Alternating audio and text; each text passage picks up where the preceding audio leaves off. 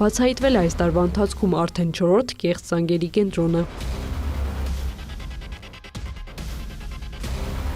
Կադրերում երևում է ինչպես են ոստիկանության և քննչական կոմիտեի ծառայողները անսպասելի խուզարկություն կատարում առաջին հայացքից կասկած չհարուցող աշխատավայրում, որտեղ սակայն աշխատակիցները ներգրավված են հանցավոր սխեմայում։ Անձինք վարձակալել էին տարածք, կահավորել էին հատուկ համակարգչային տեխնիկայով, որը որ նախատեսված էր զանգերի կենտրոնի գործունեության բնականոն ընթացքը ապահովելու համար, հավաքագրել էին տարբեր աշխատակիցների, դերաբաշխումներ էին կատարել և կատարում էին հանցավոր գործունեություն,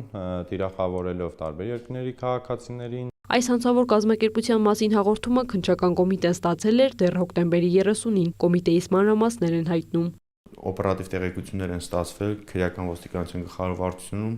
որ Վերոնիկա Ղուլյանը մի խումբ անձանց ներգրավությամբ եւ նախնական համաձայնությամբ Երևան քաղաքի Արաբկիր վարչական շրջանի Տիգրանյան փողոցի 27 հասցեում գտնվող Գործարան 27 կոմերցիոն շինության 4-րդ հարկում ստեղծել են հանցավոր կազմակերպություն եւ կատարում են համակարգչային հափշտակություններ։ Հաղորդման արդիվ քննչական կոմիտեի ՀԳԳ քննության գլխավոր վարչությունում նախաձեռնվել է քրեական վարույթ։ Հայաստանում բացահայտված այս կազմակերպության թիրախը միայն օտարերկրացիներն են եղել, զանգահարել ու առաջարկել են բարձր եկամտաբերությամբ ներդրումներ կատարել։ Ներդրումը սկսվում է պայմանական $250, այնուհետև երբ որ քաղաքացին համաձայնվում է այդ ներդրումը կատարել, նրանք այդ քաղաքացու տվյալները փոխանցում են իրենց խմբում ընդգրկված ավելի հմուտ որակներ ունեցող, այսպես ասած, անձի, ով փորձում է համոզել, որ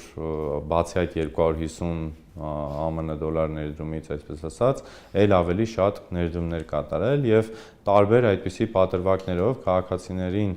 հորդորում են, վերջներս էլ ավելի մեծ քանակի գումարներ են դնում այդ հանցավոր ֆինանսական արտակներում եւ վերջնարդյունքում հափշտակում են ամբողջ ներդրված գումարը։ Այնուհետև հիշալ հափշտակված դրամական միջոցները փոխարկել են տարբեր կրիպտոարժույթների, այդ կերպ կատարելով փողերի լվացում։ Խուզարկության ընթացքում հայտնաբերվել են մի շարք թվային ապացույցներ, որոնք փաստել են հանցագործությունը տուժած անձանց ինքնությունները, որոնք բոլորը եղել են օտարերկրյա քաղաքացիներ։ Խուզարկության ժամանակ հանցավոր զանգերի կենտրոնում եղել է 25 աշխատակից, ինչպես Հայաստանից, այնպես էլ այլ երկրներից։ Բոլորը գերազանց տիրապետել են օտար լեզվի, նրանցից 5-ը հարձակվվել են։ Աշխատանքի հայտարարությունները տարածել են համացանցով, խոստանալով բարձր աշխատավարձ։ Ոմանք կարծում են, որ հնարավոր է իրենց հանցավոր գործունեություն ծավալեն եւ վրիպեն իրապահ մարմինների աշկերտից, բայց քրեական ոստիկանության կիբերհանցագործների դեմ պայքարի վարչությունը պարբերաբար ստանում է զանազան տեղեկատվություններ եւ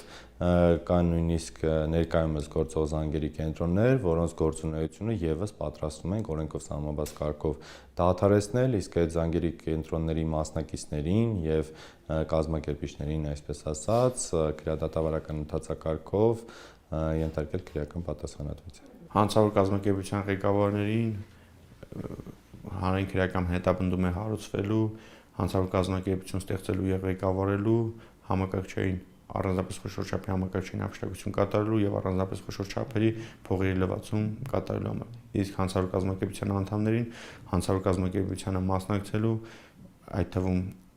առանձնապես խոշոր չափերի համակարգչային հափշտակություն եւ առանձնապես խոշոր չափերի փողերի լվացում կատարելու։ Այժմ քննչական կոմիտեում զանգերի կենտրոնների վերաբերյալ առկա է 5 քրեական վարույթ, 20 անձի նկատմամբ հարուցվել է հանրային քրեական հետապնդում։ Մինչև օրս մեղադրական եզրակացությամբ դատարան է ուղարկվել 11 քրեական վարույթ 35 մեղադրյալի մասով, որոնցից 25-ի նկատմամբ կայացվել է մեղադրական դատավճիռ։ Հանցավոր ծագում ունեցող շուրջ 840 միլիոն դրամ փոխանցվել է դեպոզիտ հաշվին, հետագայում դատարանի վճռով այս գումարը բռնագանձվելու է հօգուտ պետության։